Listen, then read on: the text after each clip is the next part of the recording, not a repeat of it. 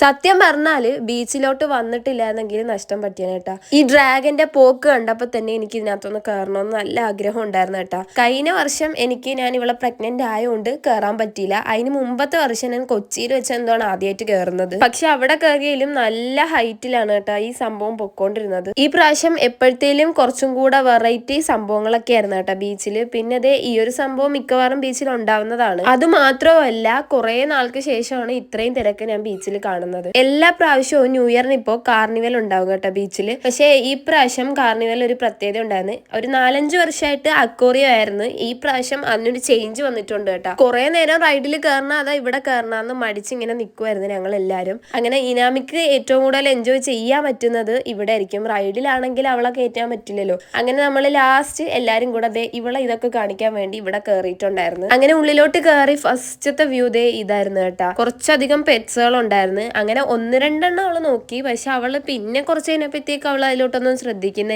ഇല്ല. എനിക്ക് തോന്നുന്നു ഇതൊക്കെ കുറച്ച് വിയേർഡ് ആയിട്ടുള്ള ഐറ്റംസ് ആണ്. എനിക്ക് ഇങ്ങനെയുള്ളതിനോടൊന്നും വലിയ താല്പര്യം ഇല്ല കേട്ടോ. അതുകൊണ്ട് തന്നെ നമ്മൾ അവിടുന്ന് വേഗം ഉള്ളിലോട്ട് പോയി. സത്യം പറഞ്ഞാല് ഇതിന്റെ ഉള്ളിലോട്ട് കയറിയപ്പം ഞാനും ഞെട്ടി ഇനാമിയും. ടിക്കറ്റ് എടുത്ത് ഉള്ളിൽ കയറുന്ന വരെ ഇതിന്റെ ബോർഡ് എന്താണെന്നൊന്നും ഞാൻ വായിച്ചിട്ടുണ്ടായിരുന്നില്ല. എപ്പോഴത്തെയും പോലെ അക്വേറിയം ആണെന്ന് വിചാരിച്ച്. പക്ഷെ എന്നാലും ഇനാമിയെ കാണിക്കാന്ന് പറഞ്ഞാണ് കയറിയത്. പക്ഷെ ഇതിന്റെ ഉള്ളിൽ കയറി കഴിഞ്ഞപ്പോ ഫുള്ള് അവഞ്ചേഴ്സ് തീമിലുള്ള ഒരു അവഞ്ചേഴ്സിന്റെ വേൾഡ് തന്നെയായിരുന്നു കേട്ടോ. അവിടുന്ന് നമ്മൾ അത് കഴിഞ്ഞിട്ട് ഈ ഇഗ്ലൂയിലോട്ടായിരുന്നു കയറിയിട്ടുണ്ടായിരുന്നത്. അവഞ്ചേഴ്സിന്റെ അവിടെ നിന്ന് നമ്മൾ ഇങ്ങോട്ടൊന്ന് എത്താൻ കുറച്ച് ടൈം എടുത്തേട്ടാ. നമ്മൾ കുറച്ച് ഫോട്ടോസും വീഡിയോസും ഒക്കെ എടുത്തിട്ട് മെല്ലെയാണ് അവിടെ നിന്ന് ഇറങ്ങിയത്. ഇവിടെ കയറുന്നതിന് മുമ്പ് നമ്മൾ ഇവളെ ക്യാരി ബാഗിനൊന്ന് ഇറക്കി കുറച്ചു നേരം ഒന്ന് ഫീഡ് ചെയ്ത് കഴിഞ്ഞിട്ടൊക്കെയാണ് നമ്മൾ ഇവിടെ കയറിയത്. പുറത്തുനിന്ന് നോക്കിയപ്പോൾ ആൾക്കാർ കൂവുന്ന മാത്രമേ കണ്ടുള്ളൂ കേട്ടോ. സംഭവം ഇതിന്റെ ഉള്ളിൽ കയറിയപ്പോഴാണ് നമുക്ക് മനസ്സിലായത് 4D റിയൽ ലൈഫ് എക്സ്പീരിയൻസ് തരുന്ന ഒരു 360 ഡിഗ്രിയിൽ വരുന്ന ഒരു വിഷ്വൽ ട്രീറ്റ് തന്നെയായിരുന്നു. ഇനാമിയാണെങ്കിൽ ഒരു അലമ്പും ഇല്ലാതെ ഇതൊക്കെ കണ്ടിങ്ങനെ ഇരിപ്പുണ്ടായിരുന്നു. ഇടയ്ക്ക് ഇങ്ങനെ ഓരോന്നും മാറും തോറും ആൾക്കാർ കൂവലും ബഹളവും ആയിരുന്നു. അത് കേട്ട് ഇനാമെ പേടിക്കാന്നുള്ള ചെറിയൊരു പേടി ഉണ്ടായിരുന്നു.